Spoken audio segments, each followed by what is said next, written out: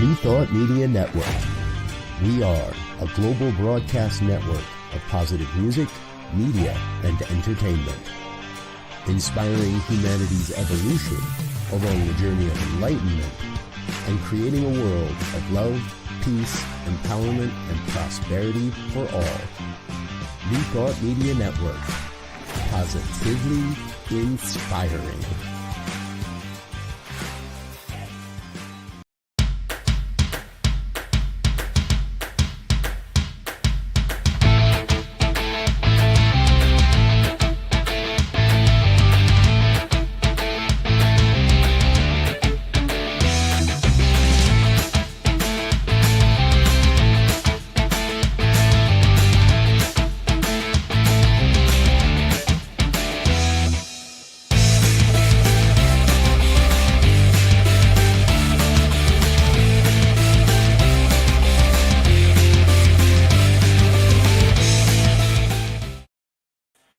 Hello. Welcome to Rockin the Love. I'm Robyn. And I'm Gil, and I'm here just in time to say hello. Because we have animals, as you will see during this, and he had to get to one of them. So thank you for joining us today. We're so excited to see you. Oh, hello, Shay. Gosh, we can always count on Shay. So good to see you. Wherever you're coming in from, you know us from many different places, whether it's a workshop or a church or speaking. Or gosh, a really funny joke. Oh, no, jokes. No, I'm not a comedian. I get confused. That's not one of the places you'll find me is doing comedy. And if you do, get your money back and run the other way. So anyway, well, we're just happy to be here. And I know there's many of you out there that are hiding and you never say hello, but later on in conversation, you're like, oh, I saw your show this week. So we welcome you. We welcome you, and we encourage you to send us a note. Let us know you're here and respond. Ask a question. Tell us you think we're nuts, whatever. We like to interact with all of you. So join in. Today's topic is love throughout the ages. Ooh, love through the ages. Woo. Old love. Sounds intense. Yeah, so that's what we're going to be talking about today. And we'd love to have you join in. So please do that. Please like us. If you can hit that little like button, it makes a difference. And not only for us, but for New Thought Media, because the more we're liked, the better it is. It's just like life. So today, we will get to that topic. But before we do, what a week. All the weeks are crazy, aren't they? I mean, it just seems like... Well, it's nonstop. Nonstop week. Nonstop stuff. Nonstop stuff. But the good part for me is that football is now over. Not that that's bad. I like football. But after football comes baseball. America's sport. That's right. Anyway, baseball. It's spring training time. That's so exciting. It's so exciting. So I'm excited. And I have to say that I could care less. Yeah, pretty much. It's true. It's pretty funny. Like when we're with people that don't know us, you know, like another couple that's man and woman, the man is always like, oh, so, you know, you watching the game? And he's like, I am, blah, blah, blah, blah, blah. And the stats on this person is, and they're always like, So it's interesting to see where those stereotypes still live. Yes. And love throughout the ages has definitely informed some of those stereotypes throughout the ages, I think. Yeah. Wow. She says we're nuts. All right. Thank you. But you're here, so what does that say? I feel seen. That's good. It's time to be nuts. It's time to go crazy for love in the world. It's time to just let it all go. That's what I say. Because love is the only thing that is stronger than what we what we fear, what we see, what we think is overtaking the world. Yeah. You know, and when we can love the Gulf of Mexico right back into the Gulf of Mexico, it's good. It's good. Yeah, well, I think, you know, what I've come to this week. This is what I've come to, and is that really? I know we say this stuff all the time, but there is no mistake that we are here at this time. Anybody listening, anybody who listens in the future, because we are seekers, we are looking, and we have looked, we have taken workshops, we have listened to people speak, we have gone to church services, we have gone to not church services, we have On to take, silent retreats. taken classes and done all the things that has prepared us for this moment. So I truly believe that we are prepared. Even the people I've talked to this week that are like, oh, it's so hard to speak up, or what do you say about it? I don't know the answer to that for you, but what I know is that you know, and whatever you do, it's the right thing. And that every time we hear these stories or this static on the line about whatever has gone on that makes us want to slap our heads and go, really? That we are expanding our awareness. We are expanding our ability to be more love. We are that static, that sign. We have to breathe and let it go, and go to our practices, go to our beliefs, go to our trust, go to our faith, whatever you go to. And you have to know that you are here on purpose at this time. And what we're seeing in the world is fear showing up. Fear being expressed. People not able to receive the love, understand the love, be a part of the love, realize where love needs to be. Yeah. I mean, should I share that story I shared with you earlier? Maybe. So I just read an article this morning about a couple of sisters who purchased a plantation. A couple of Black women purchased a plantation because it had been the center of a slave uprising in like 1811. And they grew up down the street in the 70s and 80s and experienced the Ku Klux Klan marching down the road, people sicking dogs on them when they were trying to go somewhere, and all of the racist kinds of things that you can think of. And what she realized, or started to realize with this plantation, is that it was in the middle of a row of plantations. This roadway that the Ku Klux Klan would go down is the road that the slaves were using as they were fighting against their owners. And so reality is that she began to understand that this is the people's fear being expressed. This all of those things that happened with the Ku Klux Klan marching and all that stuff is about them trying to regain some sense of control without having the depth of understanding to understand that there's a different way to do that. But they're acting out of fear. And I sense we're continuing to see that now. We're seeing how we have progressed so far in some ways. And we've gone into diversity, equity, and inclusion. Oh my God, what a horrible thing. We need to get rid of that. Why?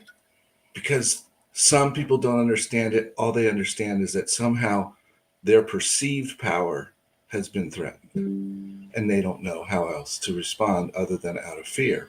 They can't figure out how to respond in a positive, loving way. So with that, I conclude my sermon of the day. You can find me on Sunday mornings at Rio Grande. However, there is a guest speaker this week, so you want to listen to me. There you go. Yeah, well, I mean, there's so much happening. But anyway, I mean, we both had a little sermon moment. So I think that is the good news, but there's even more. So it's time for the good news. And that is our segment where we highlight some of the good stuff. We talk about good news. Yes. And I am going to freak out our producer because I've changed my mind about what I'm going to talk about. But the article that I found that I think is really fascinating is about this older man lives in Pacific Palisades, California, on the ocean. His wife had died about a year ago. He's still dealing with all of the things that one deals with when they lose their partner of many years. And he was extremely worried, upset, whatever, regarding leaving the house and all of the things in it that represented their life together. And by some miraculous thing, his house was the one on the block that's still standing. And that's the first part of it. The second part, though, is that there's a group of firefighters from El Segundo, I believe, that were actually working the fire by his house. And they literally were able to stop the fire as it burnt the fence between his house and the neighbor's house. They stopped it from catching his door on fire, and they stopped it from jumping to his roof. And they left him this really beautiful note about how they were very saddened by the devastation in the neighborhood, and they wished everyone well, and that they hoped that this little bit would be, wonderful for him, that his house was still there. And then they actually had some selfies that they'd taken. They told him that they actually took respite on his deck overlooking the ocean, watching the sunset when they had a few minutes, because it was the only deck left there, and how much they appreciated his home. So, it's Michael, just fascinating. Do you see in the picture? In the story. There's a picture on their deck, and it's really it's very cool because it shows. There you go. All the firefighters in their firefighting regalia. They're on his deck. There you can see the sun setting in the background. And the beautiful colors from the devastating fire. Yeah. But it was very sweet that they took the time to write that note, and the man and his family was so happy because of the wife having died, and that was all he had left of her. So. Right. And so he, my sense is that probably even more important than his house now, he has this memory of these people, and he's met these wonderful people, and he has this new connection that all shifts the whole thing about losing a loved one in your life. So I thought it was pretty cool. It's in the midst of what we see as devastation, in the midst of what we see as something horrible, it isn't all horrible. That isn't what it is. It's bigger. And I just wanted to share that. What do you got? My story is about a baby and a mom that they removed the mom's womb for spinal surgery on the baby because the baby was I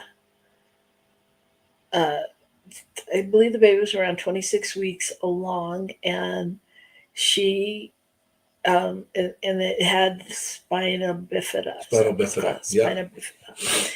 And she was told that during her pregnancy, and they had the choice they had three choices, to abort, to let it be and see what happened, or to have this surgery. And I just marvel at medical science sometimes, and just at the possibilities. So they literally removed the womb and to do the surgery on the To keep the baby in the womb while they were doing the surgery? Mm-hmm. Wow. On the base of the spine. And this was so the baby was then born at 31 weeks, and his legs were kicking normally and everything. And he stayed in the hospital for 4 weeks, and finally came home. But he was about 3 months old and hitting all the milestones, and all he has is a little scar on his back. But I mean, this was from them going from telling them he would be, fully, disabled and not able to walk ever, and or eat on his own or take care of himself. Right. And right. Spinal bifida is when the spinal cord is open somehow, I believe, if I'm not mistaken. And so that creates all kinds of issues. And if they were able to go in and actually repair that, oh my gosh, that's incredible. Yeah. That's incredible. Yeah. So it's yeah. And to me, I wanted to do this story too, because I thought, in this week of Valentine's Day and this week of love, like what incredible love and faith and everything in action on the part of everybody, I mean, I don't know. It sounds scary to me. If somebody told me they were going to go into the womb, it sounds scary. Well, I think the piece you didn't exactly say was that they took him out, did the surgery with the womb, and then took the womb and baby and put him back inside mom.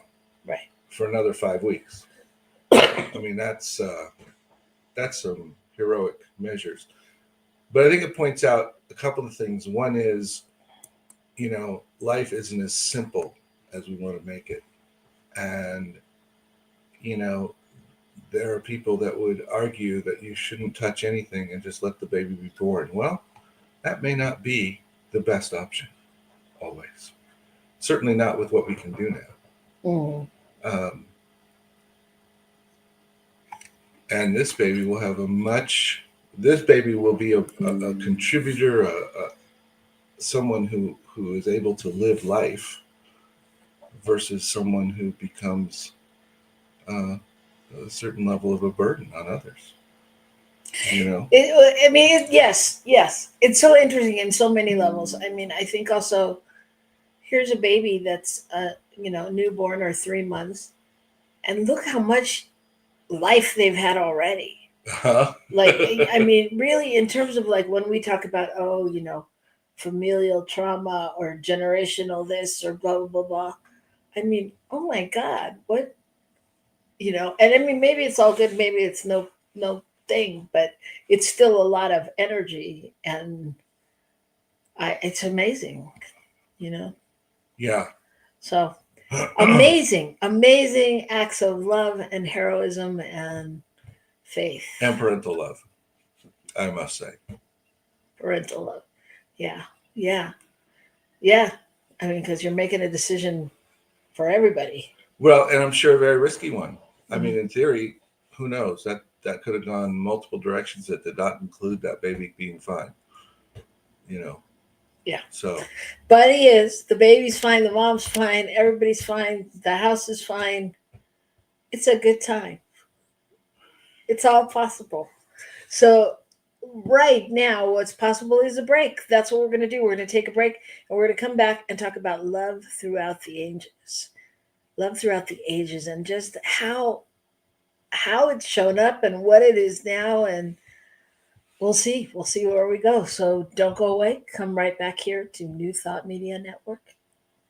Please help us say thank you to our organizational sponsors, including the Hefferland Foundation, Affiliated New Thought Network, International New Thought Alliance, Science of Mind Archives and Library Foundation, Center for Spiritual Living Denver, Center for Spiritual Living Midtown, New Thought Philadelphia, Planned Happiness Institute, Summit Center for Spiritual Living, One Heart Retreats, Center for Spiritual Living on the Lake, Unity Kitchener, Unity Spiritual Center, Ottawa, Center for Spiritual Living, Satya Center, Begin Within Ministries, Center for Spiritual Living, North Jersey, Unity of Savannah, and the Center for Spiritual Living, Seattle,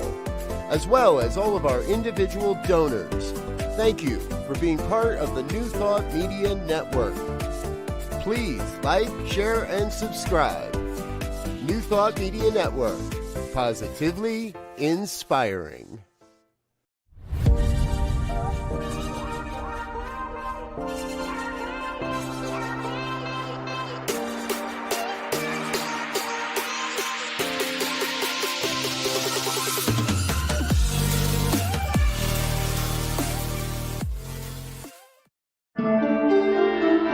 Get inspiration in an instant.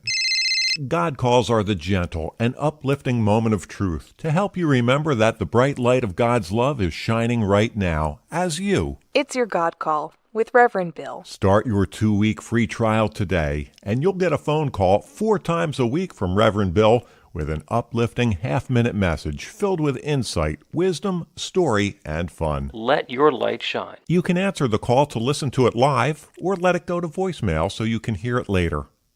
After the free trial, your subscription is just $5.95 a month. The details are at godcall.org. God calls are disruptive, intentionally. Whenever you write something, put on a gold star. They take you away from your routine to remind you about the truth of who you really are. They come at random times between 8:15 a.m. and 6 p.m., so you won't be expecting them.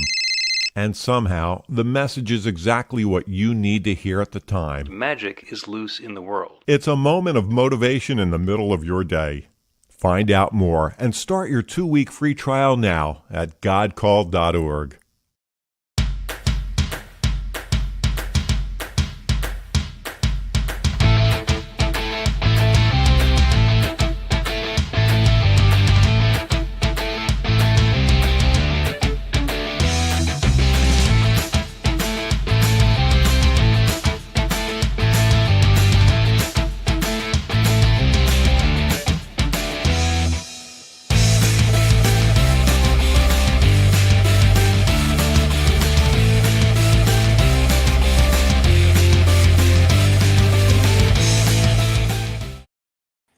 Hello, welcome back to Rockin the Love.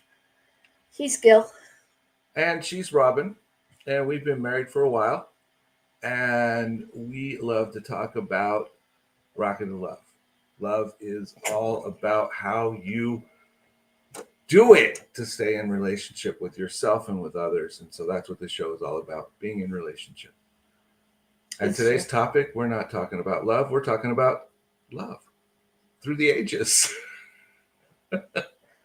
Okay, Shay has already said we're nuts, so that's the disclaimer for today. If you're new or just joining us, we're nuts. All right. But it's okay. We're nuts for love. So, yeah, love throughout the ages.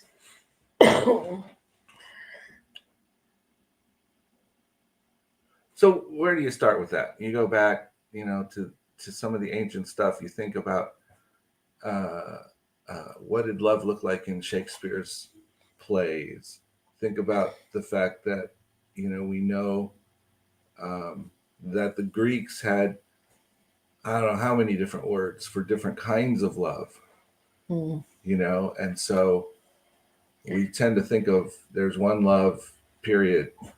But the Greeks were very clear that it was multiple different things. People, go ahead. Well, I think along those lines, the Greeks having different words for love, I think that begs the question for me of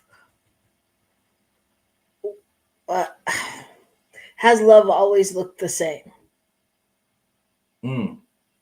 Meaning, because when we started on this topic, we were talking about relationships and things, and like from the love back in the days to love now sometimes comes down to what emoji you're using. And so talking about that, I'm thinking like back in the ages when it all started, I mean, people didn't even always know each other, Right. Arranged and marriages arranged and things like marriages. that. Yeah. And so was that love, love. And maybe that has something to do with the difference, the So different kinds of love. was love a duty then, or was love a choice? Yes. Yes. I mean, Yes. I think yes to both, don't you? Kind of. Yes. I mean, I always think back to Fiddler on the Roof, that capturing that idea of what I've been with you all this time. I've done this. I've done that. What do you mean? Do I love you? You know, that's sort of that crux of that arranged. We're together, so here we are, and I must love you because look at how we've worked together, kind of thing. Yeah. So I don't mean to change our topic, but that kind of goes into for me that goes into kind of a male, a female, and I'm not trying to ignore any genders or anything, but my experience is that like you tend to think if you fix the dishwasher that, well, duh, that you love me. Why else would you have fixed the dishwasher? Whereas I tend to go, okay, but where are the roses? Or whatever. Yes. Do not take this conversation literally. But this is, what I'm saying. It's the, so I mean, is that love? Well, I believe it is love from different perspectives. But what I was referring to in that was knowing that was an arranged couple, an arranged marriage. I remember that piece of it, that they'd been brought together as kids basically and thrown in the same room, and now you're married. And but there's a level at which this caring for one another builds up over time, that looks different. But in terms of now, as you indicate, in our relationship, you can't just point to that and say that's love, because when there's some of that I might do just because it's got to be done. Well, and because you love yourself so much. But you love yourself enough to take care of the things that need to be done. I mean, and that make you comfortable. Right. It's not a bad thing. But I think, I mean, the thing that got us on this topic was like just the difference in what it looks like. So, yeah, we start from a time where there were arranged marriages, and we go to this time where you may not even be together with your partner. It may just be something online or, over the computer, over the phone, I mean, and what all the different ways of communicating love, like back in the, before the digital age, there was, you'd write a letter, you'd write a poem, you'd show up, and you'd bring flowers, and you do things differently, right? Mm-hmm. And now, what is it that's done? Well, I think all of those you send a dick pic. Sorry. I think all of those things are done to some degree, but they don't look exactly the way they did. And the reality is, nothing looks like it did before, and we're all evolving. I mean, the reality of arranged marriage was that it was actually a contractual agreement, and it was a way to unload the daughter so that the parents didn't have to continue to feed her. I mean, those kinds of things, we have radically shifted our understanding of what human value is, and and what love is. I mean, in some ways, that was a very loving thing for those parents because they wanted the child to be cared for, the child, the young adult, the whatever. Right? Okay. But it wasn't always taken into consideration at what cost. And I think, we see that in all kinds of things where we talk about, children and stuff today who are abused and all that. People are acting from a space of their understanding of love. And so love through the ages has always contained that piece where people could not love beyond what they understood. But do you? Okay, yes, okay. But do you really feel like? I think what I heard you say was that some of this stuff is the same, Mm-hmm. and I think in the early ages, I think that music and poetry and what we know as romanticism, um, and I'm talking romanticism pre-merchandising era, you know, I think that, do you really think that that still exists? Do I think it still exists now? Yeah.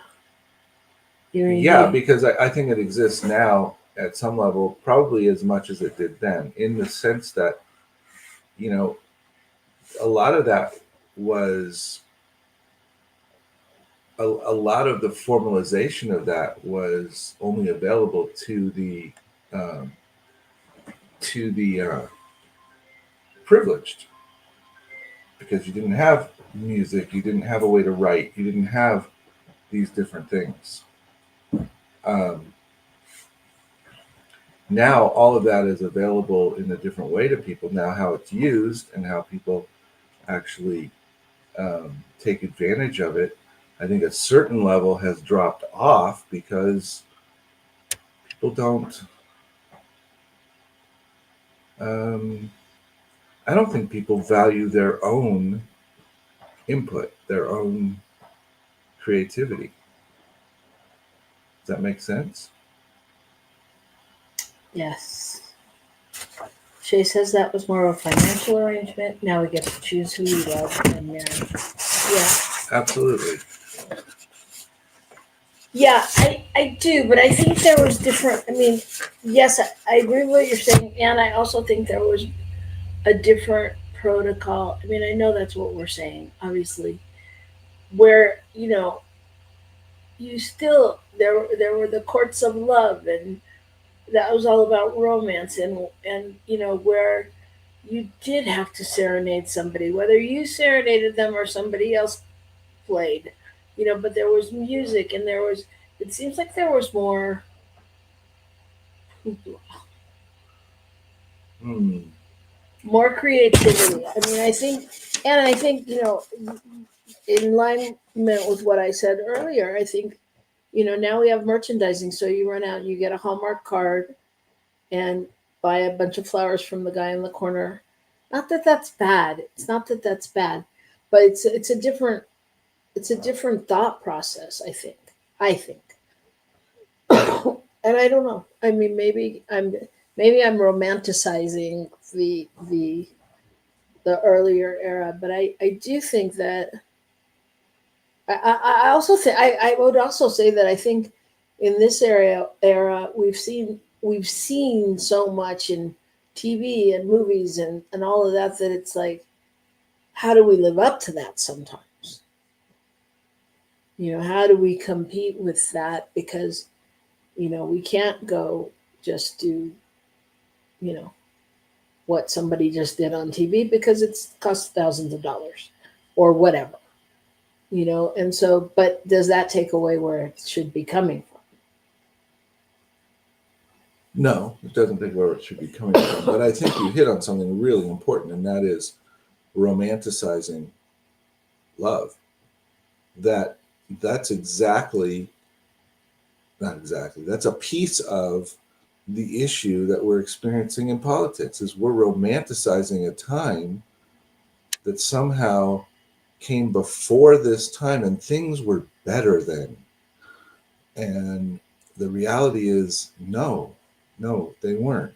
I mean, yes, we had all of these ways to court, etc., but they were all very much controlled and set up. And if you courted the wrong person, that wasn't going to work. You couldn't court somebody outside your class or whatever it was.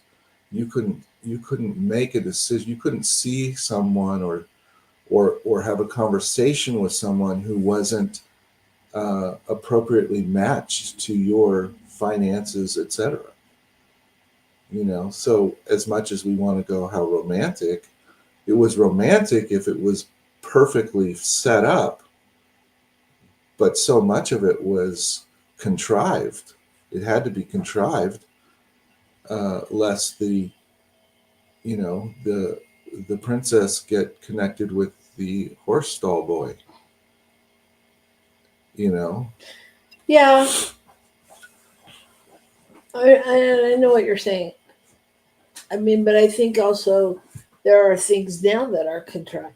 Oh yeah. I think, so what has, so jumping ahead in eras, what has the impact of technology been on this thing called love?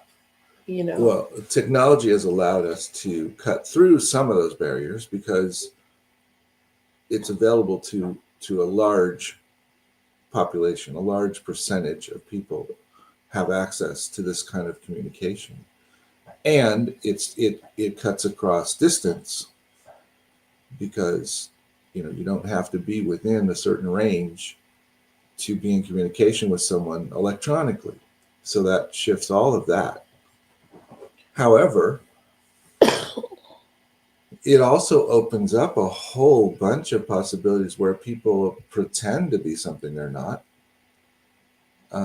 in order to, again, get something in what essentially is a financial arrangement, looking to create gain for themselves, and looking for ways to take advantage. But that's always been there as well, to some degree. Yeah, it has, and there's always, it feels like there's both positive and negative, right? Right. I mean, yeah. I mean, is what is, like, for instance, what made it wildly different that you and I talked on the phone before we met? I mean, that was a technological thing. Yeah, it's a technological thing. But To me, I equate that with the computer, the same thing. And we connected completely that way. But so that, to me, begs the question. There's that because I was just thinking that, we've also lived through different eras of technology. Like when we talk about kids, when we talk about, our teenagers, god kids, and things like that, like it is the basis for their relationship, is online and on the computer, and going to sites and meeting kids, and how many followers they have, and this follower liked them and they did this and they did that, and it's different. I mean, I think that, so story of when we met on the phone talking in business, and had conversation until it got interesting, and we were having other conversations besides about work, and yeah, I think our relationship our relationship grew and blossomed and all of those things, and we actually knew we were going to get married before we even met physically, and we were old. I mean, but he was getting out of his second marriage, and I mean, we were old enough to have explored different aspects of relationship. So I think the challenge is what you said, that one doesn't always know why the other person's on the other side of the line. in when they're exploring. We know a couple of people who have had relationships over the internet that aren't healthy. They're not. It doesn't feel like they're in integrity. There's a lot of unknowns, and what am I saying? Saying that it doesn't appear that they're in a relationship with people who are actually representing themselves to be who they are. Right. And that's, we all do that to some degree. I mean, there's a difference between representing yourself as a totally different thing, but we all attempt to put forth a certain kind of attitude or understanding about who we are when we meet people. It's why people talk about trying to make sure their resume looks really good, because we want people to see us in a certain way, and that certainly happens in love. But I think you hit on something really interesting earlier, and that's about how young people communicate. That it tends to be, as kids, we talked on the phone with people, right? But we also went to their houses, we went to the mall, we went to the whatever else we did and hung out, right? Went to the football game on Friday night, something like that. And what we see a lot of is these kids will sit in the same proximity, but they're texting with someone else who's somewhere else down the road, or maybe they're texting with someone else sitting next to them, but they're communicating in what appears to be a non-personal way, because it's cut off somehow. There doesn't seem to be the connection, the touch, on a regular basis, on as regular of a basis. That it's much less about being connected to a friend and hanging out with them as it is chatting in a way that makes it very, very, I would think it would be very safe in a certain way, because you can't get hurt in the same way, and you can, all this kind of stuff, because you're not risking showing up. And I think that changes the landscape of love. How do we create really incredible, loving relationships if we're not willing to risk and show up? So is the question then to will love survive the digital age? Will love? That's a little dramatic, but you know what I mean. Can it can it flourish during this kind of communication and connection? And I think it can, and I think it does. I mean, I think it's doing fine, if you will. It looks different. I think for some people, it's going to take longer for them to develop those relationships. But I think people are finding their way through it, and they're getting exposure to a lot more people. They're getting exposure to having experiences that we never had when we were that age. Some of them good, some of them not. But they have to become learning experiences, finding out that just because someone's nice to you online doesn't mean that they don't actually want to take advantage of you. But yes to all that you're saying, and I'm thinking about now too, because I'm not talking so much about teenagers, even though we are, but we're not. But like, how many people do we know that have been on dating apps, people our age, that it's not successful? I mean, I don't know anyone. I mean, yes, I have stories about the friends that have met their husband there, but those are from a while ago. Those are from that. I haven't heard that lately. You know what I mean? Like, all the people we know that have been on dating apps, it's not like that's successful either. And usually what I hear, and I usually hear from the woman, is, well, no, we've actually heard from men too, is just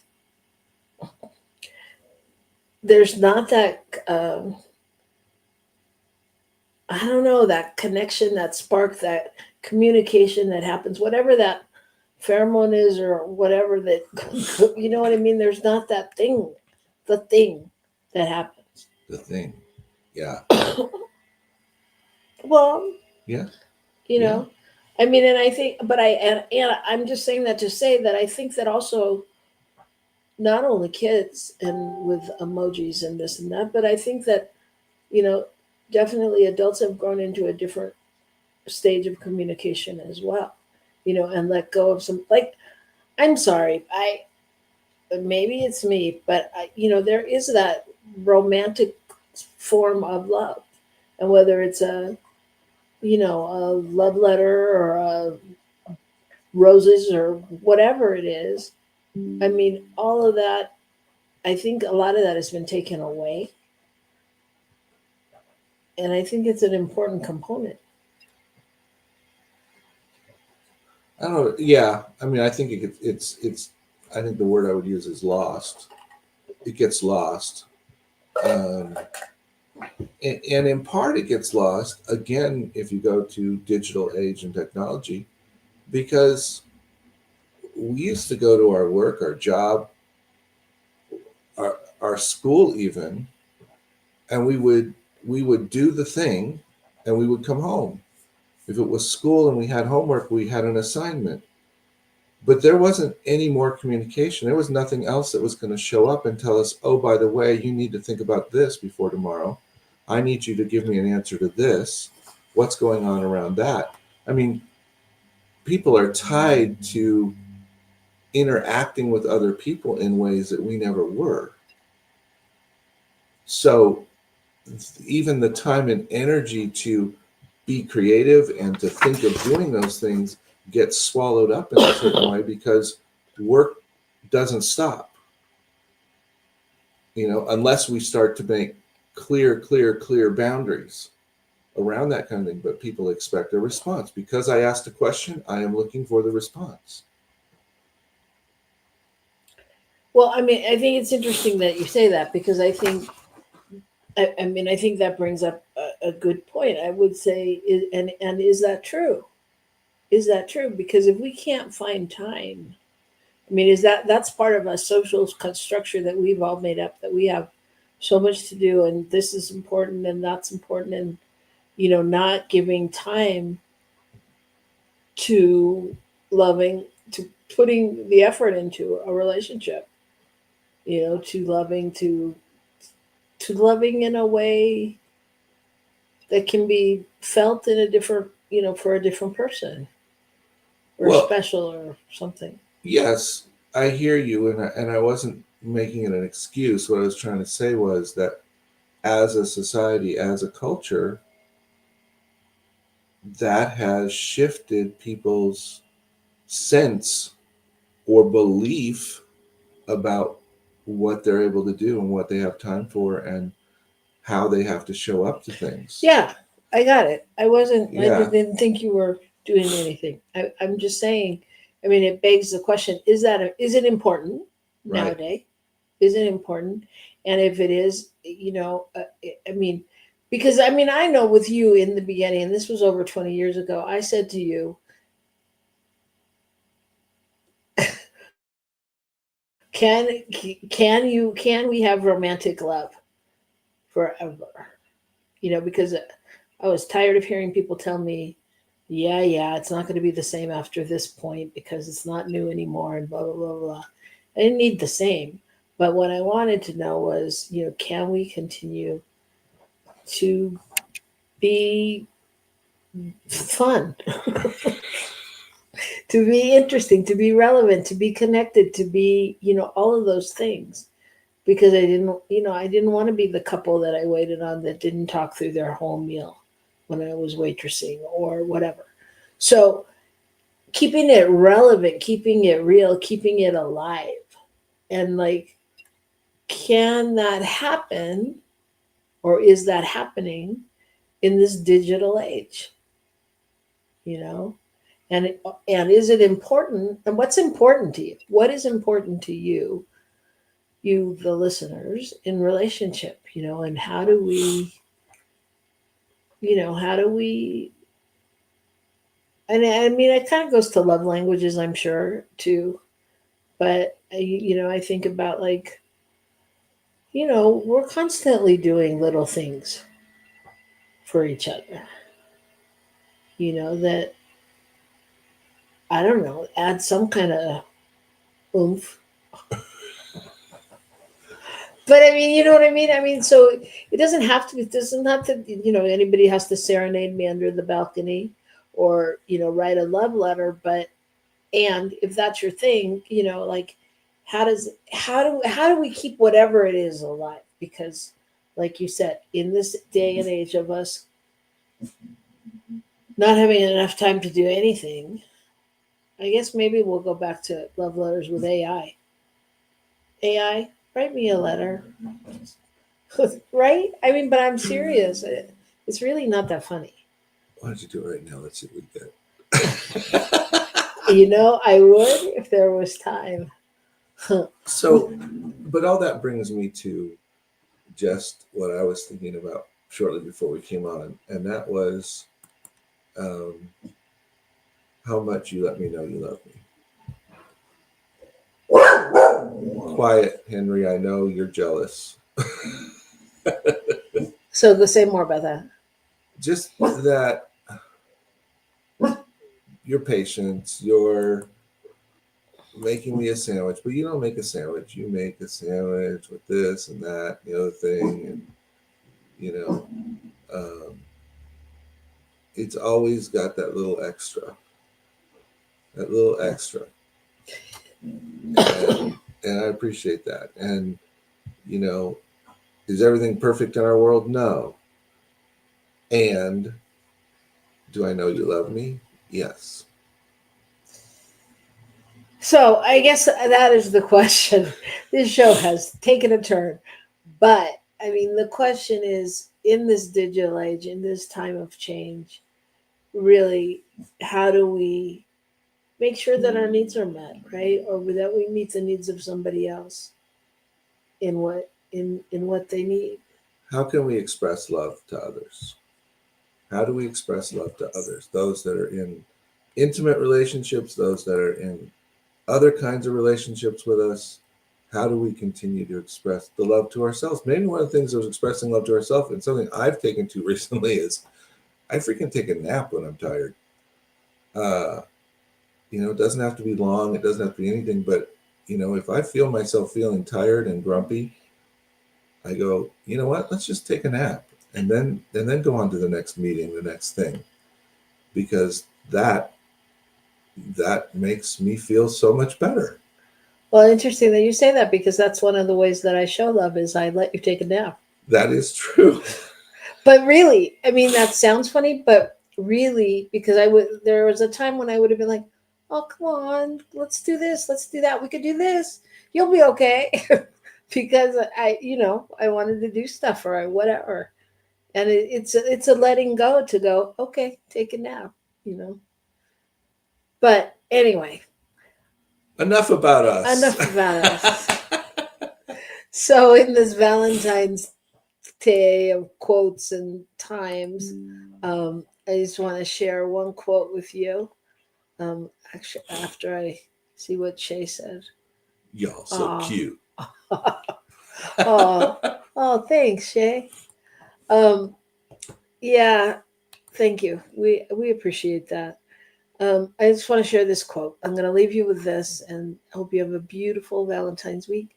Love yourself, because that's what matters. So we got Valentine's, Galentine's, Mealentine's, Guyentine's, whatever you're doing, just do it and make it loving. Okay. One day you will ask me, which is more important, my life or yours? I will say mine, and you will walk away not knowing that you are my life. So take that out into the world. And as we've said all along, love more. The world needs it. And now we were telling the truth. So take it out there and love it. all over the place, everybody. And we'll see you next week. Bye.